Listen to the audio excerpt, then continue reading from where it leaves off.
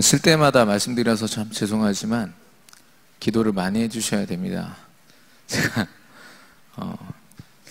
예배 순서가 하나도 생각이 안 날 만큼 지금 좀 이렇게 많이 긴장이 됩니다. 아무래도 영적으로 굉장히 중요한 자리이기 때문에 그런 마음을 주시는 것 같습니다. 여러분 기도해 주시고 오늘 말씀 가운데 최고로 은혜 받으시기 바랍니다. 오늘 우리가 함께 나눌 제목은요, 전도자의 일생입니다. 신명기 31장 1절에서 8절 말씀. 저와 여러분이 어떻게 이 자리에 나왔는지를 우리가 잠깐 생각해 보면 좋겠습니다. 하나님이 저와 여러분을 택하여 부르셨습니다. 우리를 위하여 모든 영적인 축복을 준비하시고요, 우리에게 그 축복의 근원이 되시는 그리스도를 허락하셨습니다. 이 그리스도로 말미암아 죄와 또 사망과 지옥의 세력에서 죽을 수밖에 없었던, 사단의 소나기에서 죽을 수밖에 없었던 우리가요, 완전히 그 문제를 해결받고 하나님의 자녀가 되었습니다.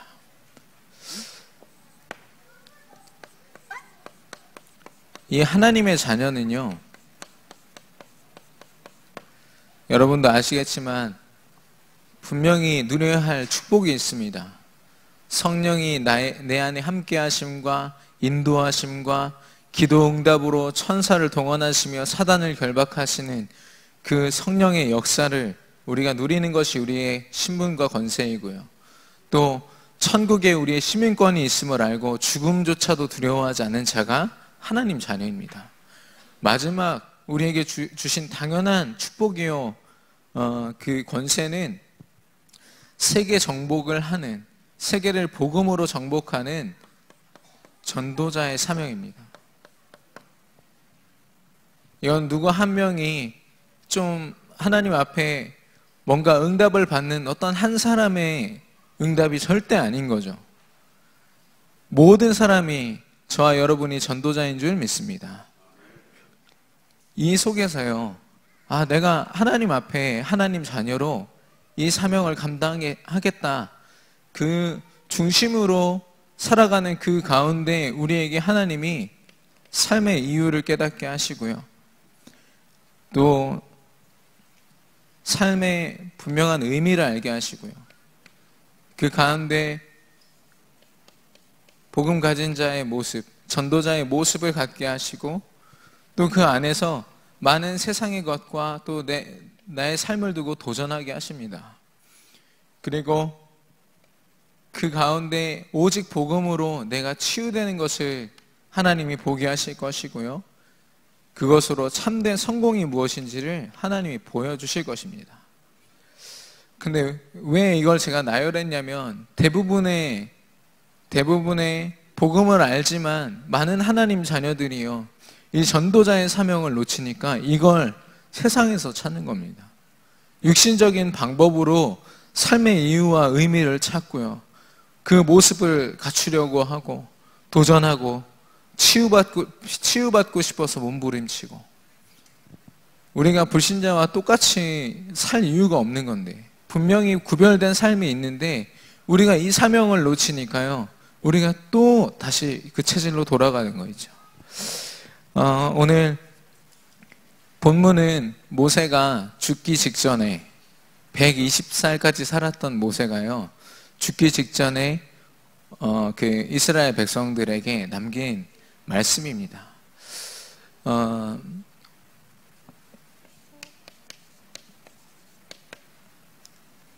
우리가 전도자로서 그 삶을 살아갈 때에 어떻게 살면 좋을까? 오늘 모세의 삶을 통해서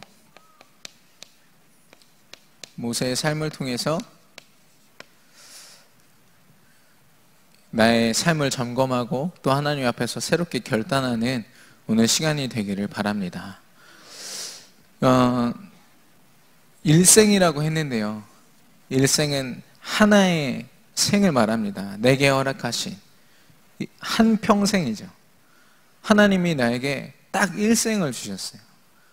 여러 목숨을 주셨으면 이렇게도 살아보고 저렇게도 살아보고 할 수 있지만 딱 한 인생을 주셨단 말입니다. 가장 귀한 인생으로 하나님 앞에 귀하게 쓰임받는 인생이 되어야 되지 않겠습니까?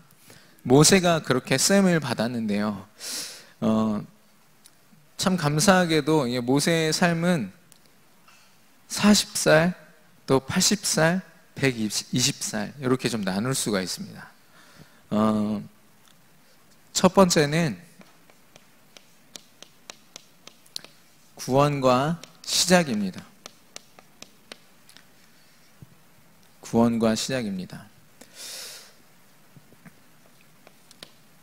이 모세라는 사람을 하나님이 택하신 겁니다.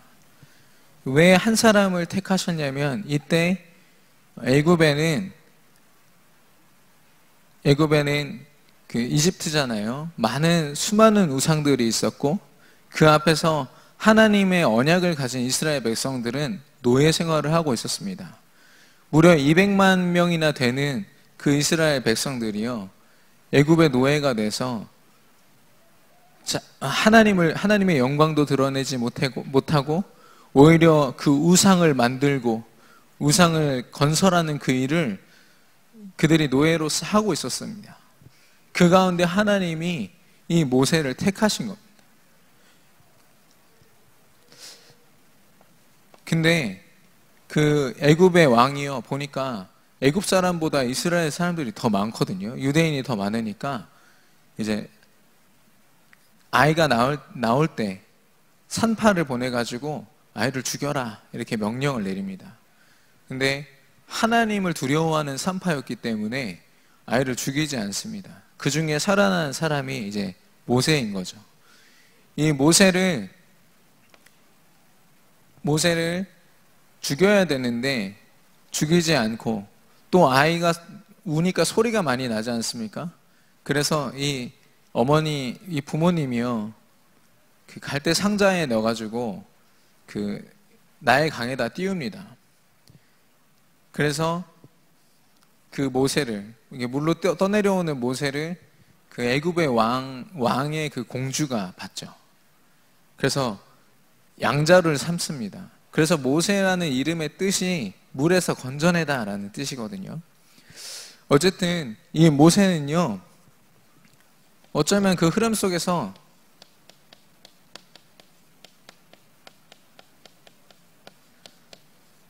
당연히 죽을 수밖에 없는 그런, 세상 말로는 운명이죠. 당연히 죽을 수밖에 없었습니다. 근데요, 하나님이 그를 살리신 거 있죠.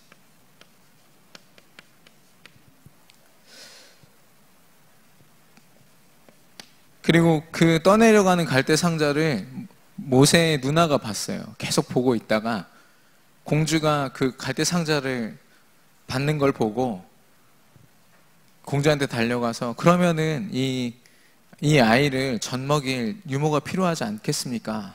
그래서 제가 잘 아는 사람이 있습니다 하면서 모세의 친엄마를 소개를 합니다.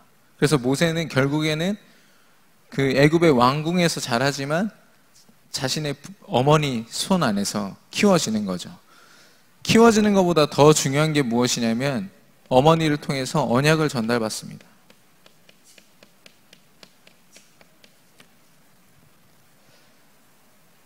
요게벳이죠. 어머니가 요게벳인데, 예수 그리스도 하나님께서 창세기를 통해서 허락하신 그 언약을 어렸을 때부터 모세에게 차근차근 하나씩 전달한 겁니다.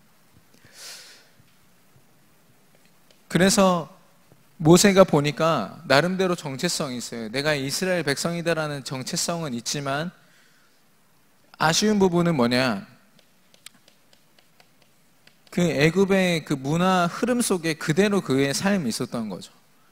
왕궁의 교육을 받고 거기서 굉장히 윤택한 인생을 살았습니다. 무려 40년 동안요. 왕궁의 생활을 하면서도 또 한쪽으로는 어렸을 때부터 들어왔던 그 언약을 가지고 자기 정체성에 대한 고민을 한 거죠.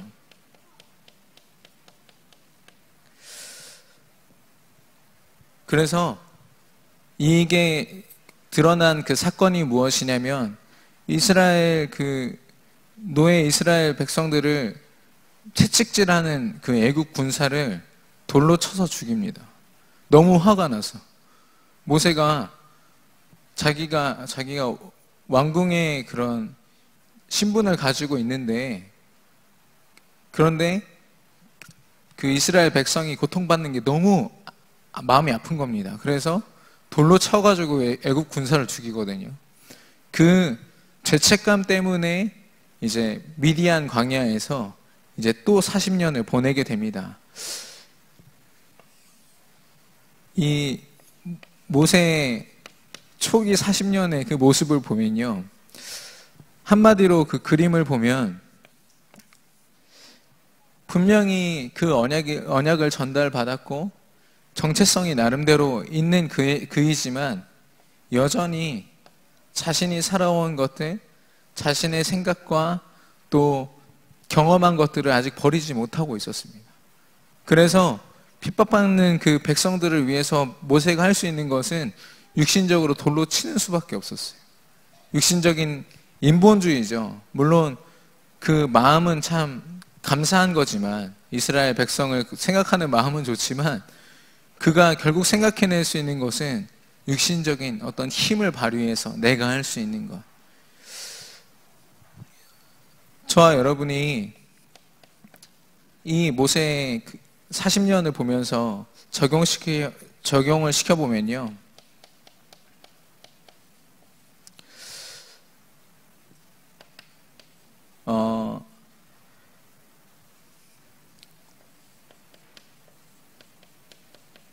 영적인 성장이 시작되는 시간. 분명히 언약이 있지만 내 방법대로 살고 여전히 내 모습을 그대로 유지하면서 살아가는, 저와 여러분이 좀 우리의 삶 속에 적용을 시켜보면 우리가 드리는 예배가, 또 우리가 하나님 앞에 찬양하고 기도하는 그런 모든 순간들이 내 삶 속에 우선이 되어 있는가? 예수님이 그리스도라는 분명한 언약으로 우리의 모든 문제를 해결하셨는데 여전히 해결되지 않는 나의 삶의 부분들이 너무나도 많다면 모세의 지금 이 모습과 다르지 않은 거죠. 분명히 우리가 도전해야 될 부분들이 있는데 도전하지 못하고 여전히 세상의 그 흐름 속에서 쫓아가는 많은 사람들, 저와 여러분은 어떤 지금 여정 속에 있으십니까? 두 번째는 체험과 성장입니다. 이 모세가 미디안으로 이제 도망옵니다. 자기가 이제 살인을 했다는 죄책감에 이제 도망을 오는데 미디안 광야로 오거든요. 이 미디안 광야도 말 그대로 광야고 사막입니다. 아무것도 없는 그곳에 모세가 있었지만 그곳에 하나님의 계획이 있었습니다. 그래서 하나님이 만남을 허락하시거든요. 자기 아내가 이제 십보라라는 사람인데 그 아버지, 그러니까 장인 어른이죠. 이드로라는 장로를 만납니다. 그래서 그의 집에 거하면서 하나님을 섬길 수 있도록 돕거든요. 그렇지만 모세가 한 일이 뭐냐면 광야에서 양치고 광야에서 일어나는 일들을 혼자 하는 일이었습니다. 얼마나 외로웠겠습니까? 깊은 그런 외로움의 시간들이었지만요, 그 시간에 참 감사하게도 이 모세가 창세기를 썼습니다.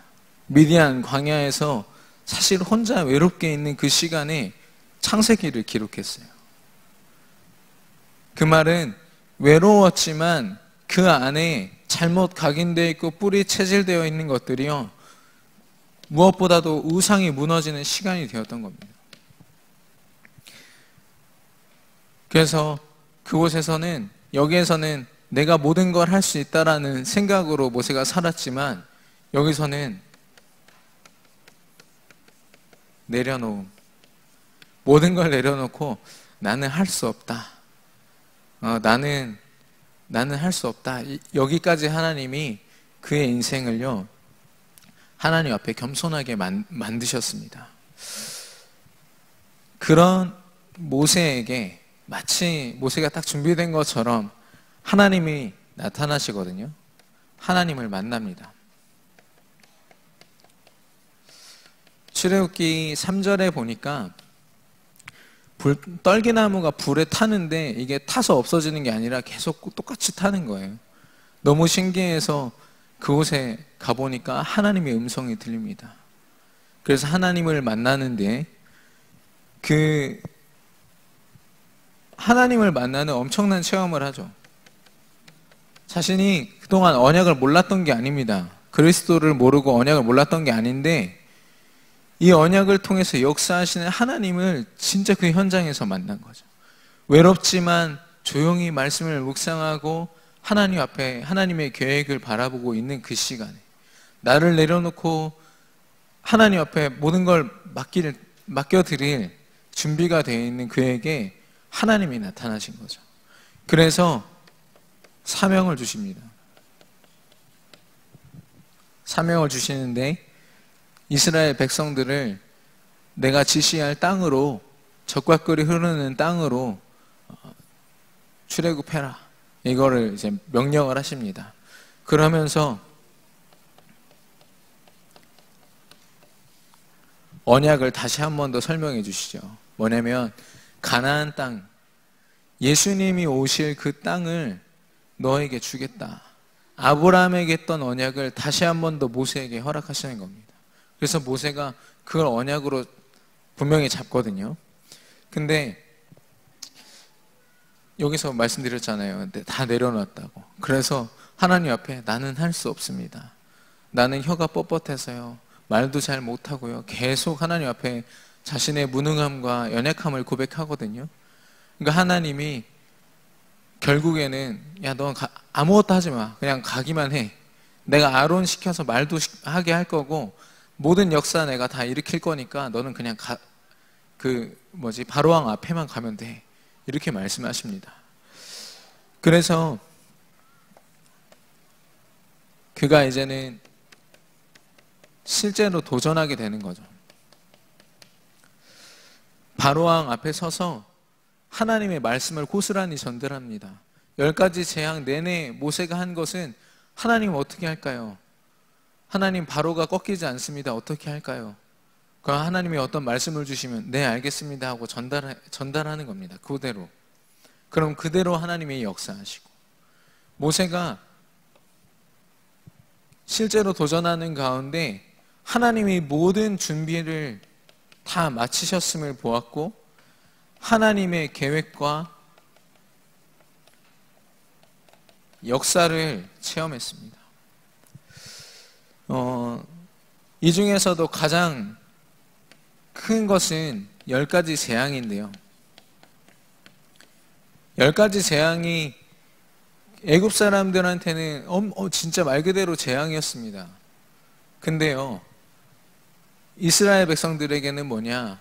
이 노예 생활을 끊어낼 수 있는, 나의 모든 우상을 바라보는 모든 체질을 끊어낼 수 있는 10가지 응답이었던 거죠. 그 가운데서도 마지막 재앙이 뭡니까? 장자를 죽이는 거. 하나님의 천사들이 장자를 다 죽이는 건데 하나님이 말씀하십니다. 유월절 어린 양의 그 피를 바르라고. 그래서 문설주에 이스라엘 백성들이 문설주에 피를 바르면 그 집을 다 넘어가겠다. 그 집에 장자를 죽이지 않고 넘어가겠다 약속하시거든요. 그래서 모세가 모든 이스라엘의 장로들을 모읍니다. 그래서 피를 바르는 그 말씀을 모든 백성들에게 전달시키는 거예요. 우리처럼 몇백 명이 아니라요, 200만 명입니다. 그게 구석구석 전달되려면 엄청난 조직력이 있어야겠죠. 하나님이 그런 지혜를 주시고 그런 일꾼들을 같이 허락하신 겁니다. 그래서 성경에 보니까 애굽 사람들 가운데서는 슬픔이 가득했어요. 장자가 다 죽어나가고 첫 새끼들이 다 죽었어요. 가축이 다 죽었거든요. 근데 이스라엘 백성들 중에는 한 사람도 죽은 사람이 없다고 했습니다. 말씀이 전달된 거죠. 무엇보다도 예수가 그리스도이시며 그리스도의 피로 말미암아 우리가 살았구나. 이 언약을 모세가 다시 한 번 더 확인한 것입니다. 이게 모세가 80세 되던 해에 하나님께서 보이신 역사입니다. 이거를 저와 여러분이 좀 적용을 또 시켜보면요. 이 시기는 영적인 성숙의 단계입니다. 이 영적인 성숙은요, 모세가 그랬던 것처럼 하나님의 말씀에 집중하고 예배의 우선순위를 두고 또 하나님이 보이시는 그 훈련에 내가 참여할 때 하나님이 허락하시는 겁니다. 정말 여러분에게 도전하시라고 말씀드릴 수 있는 거는 예배만 드리고 여러분 이 교회 문 밖으로 나가신다고 그것도 참 큰 축복이지만 그걸 넘어서요, 내 삶 곳곳에 하나님의 역사를, 하나님이 준비하신 것들을 찾아내는 것이 바로 우리가 받는 훈련이고 우리가 삶 속에서 누리는 삶 오늘이고 또 우리에게 허락하신 그 현장의 시스템들입니다. 그래서 다락방을 해라, 다락방을 열어라, 이런 말들은요, 어떤 제자를 향한 말이 아니라 모두에게 해당되는 말입니다. 우리가 분명히 체험해야 됩니다. 내게 주신 말씀을 현장에 전달했는데 일어나는 역사. 모세는 그냥 하나님 앞에 질문했어요. 내가 어떻게 합니까? 하나님이 말씀 주셨어요. 그래서 그걸 현장에 전달했는데 10가지 재앙으로 하나님이 역사하시는 걸 봤단 말이죠. 이걸 본 사람들과 보지 않은 사람들의 신앙은요, 큰 차이가 있을 수밖에 없습니다. 은혜 받는 수준을 넘어서 이제는 그 은혜를 현장에다가 포럼하고 그 영향을 끼치는 저와 여러분의 삶이 되기를 바랍니다. 그래서 이 상태를 또 그림으로 보면은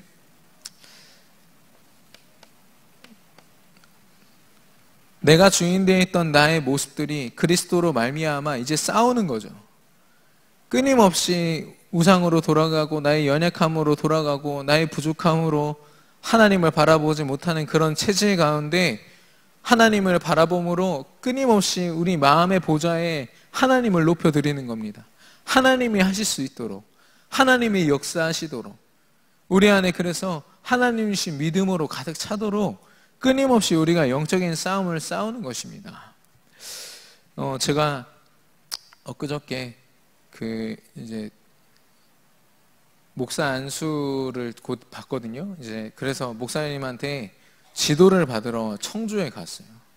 청주에 가는데 차 안에 있는 내비게이션이 고장이 나서 이게 막힌 상태였고, 근데 핸드폰을 제가 한 5년여 쓰다 보니까 5년 가까이 쓰다 보니까 내비게이션이 고장이 난 겁니다. 그 청주 그 골목을요, 갈 방법이 없는 거예요. 그냥 어느 동에 무슨 아파트 앞에 있는 교회, 요 정도만 아는데 청주가 그렇게 복잡한 도시인지 몰랐습니다. 가서 얼마나 헤맸는지요. 그래서 다른 전도자들이 모여 계신데 제가 무려 30분이나 늦게 갔거든요. 가서 사과를 한 200번 정도 한 것 같습니다. 죄송하다고. 근데 그때 너무 답답하더라고요. 평소에는 뭐 아무렇지도 않게 내비게이션 찍고 가면서 일로 가면 되겠지 하면서 갔는데 그걸 잃어버리니까요, 제가 얼마나 헤매는지.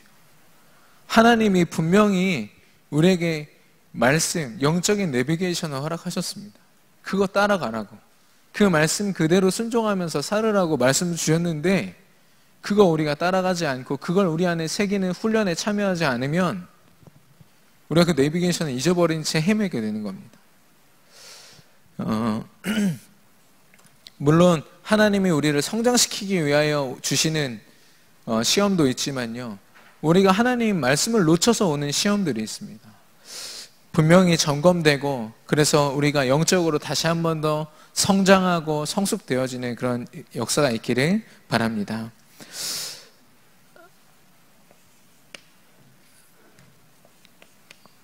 모세가 이제 출애굽하고서 80세부터 120세까지 그의 인생은 누림과 상속이었습니다. 무슨 말이냐면, 출애굽을 하는 그 과정 속에서 모세의 믿음을 우리가 확인해 보고, 또 광야 생활을 하면서 그 모세의 그 믿음을 보면요, 출애굽기 14장 13절에 14절입니다. 모세가 이스라엘 백성들을 이끌고 이제 홍해 앞에 왔는데요, 뒤에서는 애굽 군대가 쫓아오고 앞에는 홍해가 가로막혀서 도저히 건널 수가 없는 말 그대로 진퇴양난의 그런 상황이었습니다. 그런 위기 속에서 이 모세가 한 고백입니다. 너희는 가만히 서서 오늘 여호와가 너에게 보이시는 구원을 보라. 아무것도 하지 말고 가만히 서 있으라고 했습니다.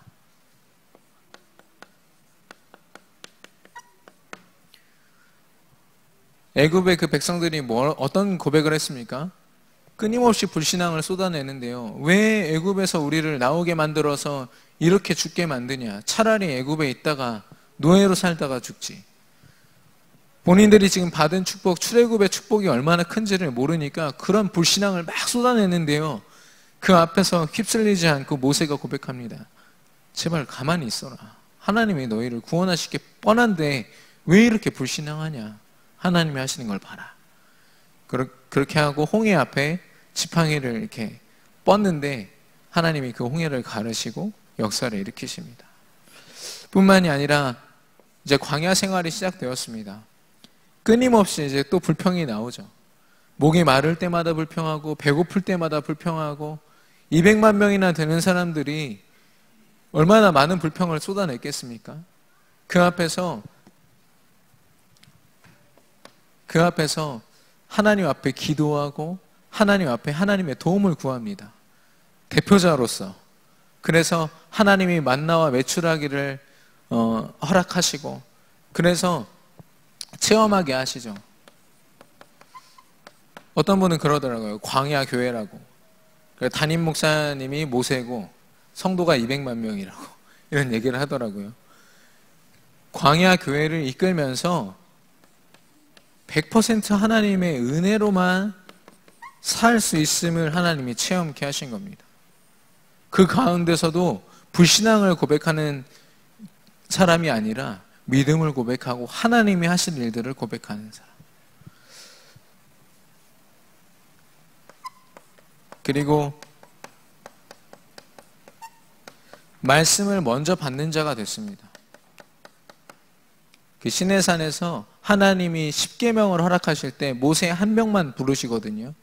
그래서 산 위에서 하나님이 십계명을 주시고 또 이스라엘 백성들이 지켜야 할 규례들을 설명하십니다. 그래서 출애굽기 20장에서 31장까지가 다 하나님이 모세에게만 전달해 주시는 말씀이에요.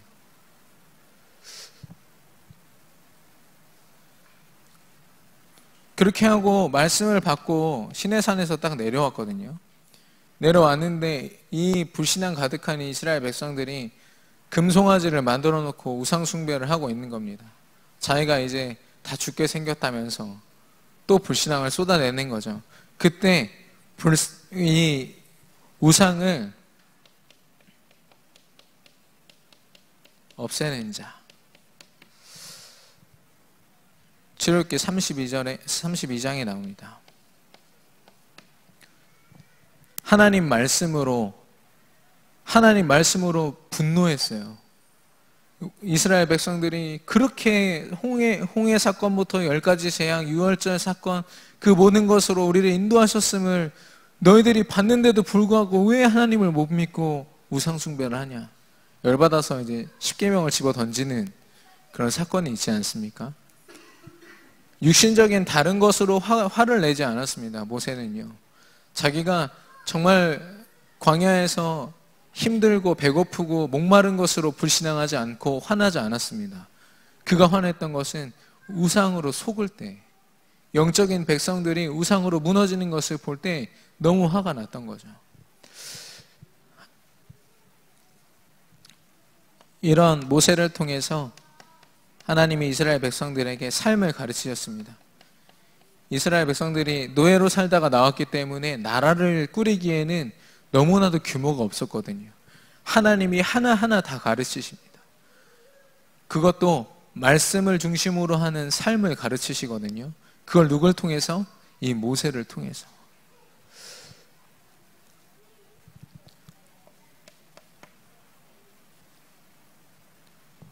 그리고 이게 이제 레위기입니다.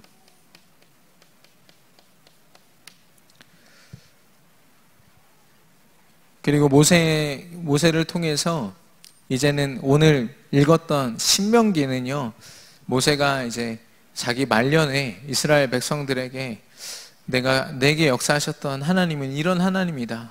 너희도 이제 이런 하나님을 바라보고 살아야 된다. 라고 이제 말씀을 남기는 겁니다. 이스라엘 백성들을 가르치는데요. 가르치고 이제 유언을 남깁니다.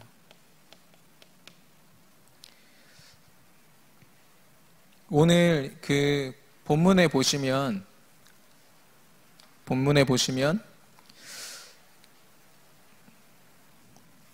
잠시만요.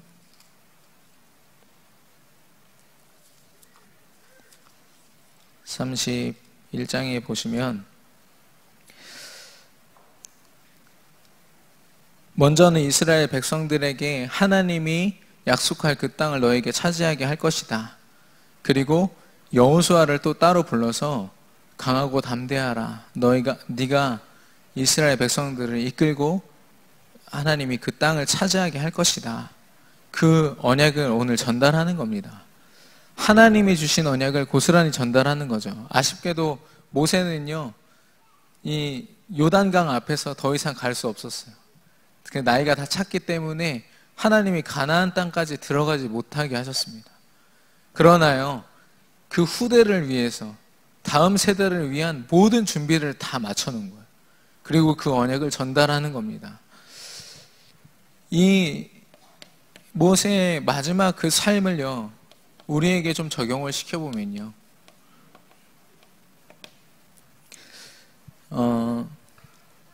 영적인 유산을 남긴 겁니다. 세상이 후대에게 물질과 뭐 어떤 눈에 보이는 것들을 남기려고 애를 쓰지만 모세는요, 한 가지를 남긴 것, 하나님과의 영적인 유산을 남겼습니다. 미래도 볼 수 있는 그 은혜를 하나님이 모세에게 허락하신 거죠. 우리들에게 적용을 시켜보면 우리 후대를 위해서요, 우리 모든 교역자와 특히 또 중직자들, 먼저 하나님 앞에서 영적으로 도전하여서 끊임없이 이 싸움 가운데 우리 후대들에게 남길 영적인 유산을 계속 우리가 생각하고 준비하는 겁니다. 다윗이 자기가 성전을 짓지는 못했지만 자기 아들 솔로몬이 성전을 짓고 하나님 앞에 마음껏 예배할 수 있도록 모든 재료를 다 준비했단 말이죠. 그것처럼요, 우리의 삶을 다하여서 우리 후대들이 하나님을 바라보고 우리 후대들이 온전히 하나님 앞에 예배할 수 있도록 그 발판이 되어주는 겁니다. 그래서 말년에 말씀으로 전달하는 거죠. 말씀으로 하나님이 남기신 것들을 후대들에게 전달하는 것. 제가 굉장히 좀 감동을 받은 게 뭐냐면 신명기 32장 19절에 좀 잠시 보겠습니다. 신명기 32장 19절.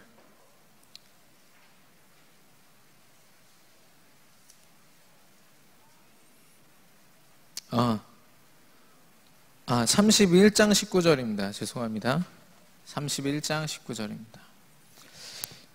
우리 같이 읽겠습니다. 시작. 그러므로 이제 너희는 이 노래를 써서 이스라엘 자손들에게 가르쳐 그들의 입으로 부르게 하여 이 노래로 나를 위하여 이스라엘 자손들에게 증거가 되게 하라. 인생 작품입니다.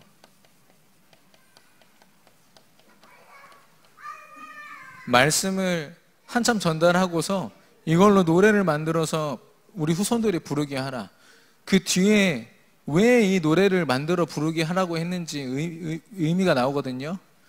모세가 뭘 걱정했냐면 우리 후손들이 하나님이 이스라엘 백성들에게 행하신 이 역사를 잊어버린 후손들이 나올 거 아니냐. 근데 그 후손들이 이걸 기억했으면 좋겠다. 하나님의 역사와 이 언약을 통해서 하나님이 이루신 것들을 노래를 가지고 우리 후손들이 기억했으면 좋겠다. 그래가지고 이 노래를 지으라고 말하는 겁니다. 아, 모세가 먼 미래를 바라보고 있었구나. 단순한 미래가 아니라 후대들이 불신앙에 빠질까봐, 하나님을 바라보지 못하고 또 우상 섬기게 될까봐 거기까지도 걱정하면서 미래를 준비한 거 있죠. 모세의 120년의 인생이 이러했습니다.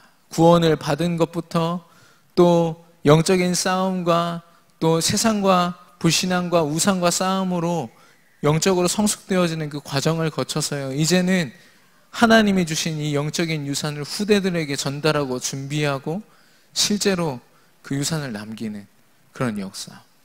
이 다음 지도자가 여호수아인데요, 그 언약을 그대로 받아서 이 이스라엘 백성들을 이끌고 가나안 땅을 정복합니다. 저와 여러분이 이런 모세와 같은 삶으로, 우리가 비록 지금은 육신적으로 볼 때 참 부족하고 연약해 보일 수 있지만 우리가 도전하는 영적인 도전으로 말미암아 하나님이 우리에게 믿음의 유산, 영적인 유산을 남기게 하실 줄 믿습니다. 결론입니다. 저와 여러분 모두는 하나님 앞에 전도자입니다. 그래서 우리의 삶은요, 전도자의 여정입니다. 어떤 상황 가운데 있든 하나님이 역사하시고 하나님이 계획하셔서 하나님이 성취하시는 언약의 여정이요, 전도자의 여정입니다. 그렇기에 모세의 삶을 보면서 내가 지금 어디에 있는지, 어떤 과정 속에 있는지를 분명히 점검하기를 원합니다. 이 속에 있을 때요, 이 속에 있을 때 우리 교회, 이게 늘 점검되는 과정 속에서 우리 교회에 허락하신 그 표어, 한 해 동안 우리에게 성취하실 말씀, 나와 나의 업과 현장, 이 전도 시스템, 이걸 실제로 고민하게 되는 겁니다. 이 말씀이 아무리 떨어져도 있잖아요. 이 말씀을 목사님이 아무리 침이 마르도록 선포하셔도요, 이걸 도전하고 있지 아니하면 이 말씀이 다른 사람의 말로 들립니다. 누군가 다른 사람이 응답받겠지, 나는 아닐 거야. 거기에 내가 주역되지 못하고 주연으로 계속. 이제는 저와 여러분이 이 하나님이 하시는 역사의 주역이 되기를 바랍니다. 저는 우리 아까도 봤지만 승준이가 저를 이제 저 다음으로 지휘를 하고 있지 않습니까? 승준 랩런트가 하는데 지금 중고등부 교사하면서 많은 일에 섬기고 있습니다. 근데 저는 이렇게 자세가 영 마음에 안 들더라고요. 지휘하는 자세가. 그래서 지적을 하려고 이렇게 보니까 사람들이 뭐 어떤 얘기를 하냐면, 승준이 요즘 되게 전문인처럼 해, 이렇게 얘기하시더라고요. 그럼 나는 아니었다는 건가? 이런 생각을 하면서 가려다가 포기했어요. 잘하나 보다.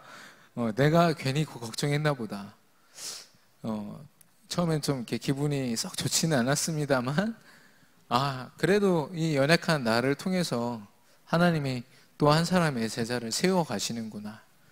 완전하고 또 완벽해 보이지 않을 수 있지만 하나님이 그 과정 속에 나를 두셨구나라는 게 하나하나 체험될 때마다 얼마나 감사한지. 어제도 제가 전도한 한 친구랑 전화 통화로 이제 그 신앙을 같이 점검했는데요. 자기가 지금 그 공주에 있는 다락방 교회에 자기 그 헬스장 다니는 그 한 사람을요, 영적 문제 가득한 그 사람을 데리고 갔다는 거예요. 예수님 믿은 지 불과 한 3달 정도밖에 안 됐거든요. 근데 그 사람을 놓고 기도하다가 전도해서 데려간 거예요. 그 사람이 뭐라고 했냐? 선생님, 트레이너 선생님 당신이 없으면 나 운동 안 할 거라고. 나 계속 같이 교회 다닐 거고 당신한테 배울 거다. 이런 얘기를 하더랍니다. 그래서 그게 너무 기쁘다고 저한테 어제 전화를 하는데요. 제가 얼마나 감동이 되는지요. 내가 뭐 모르고 전하고 피곤해서 막 전했던 그 말씀들이 그 사람에게 성취되는 걸 보면서 하나님의 말씀이 능력이 있구나. 내가 영적으로 마음 담고 행하는 그 모든 것을 하나님이 역사하시는구나. 저와 여러분이 우리의 영적인 상태를 점검하고 이제는 성숙을 넘어서 영적인 유산을 남기는 그런 축복 속에 있기를 바랍니다. 오늘 메시지는 우리 렘넌트들이 듣기에는 조금 어려운 메시지일 수 있는데요. 어쨌든 그런 축복 속에 있음을 알고 우리 렘넌트들도 모세와 같이 말씀을 붙잡고 도전하는 그 응답 속에 있기를 바랍니다.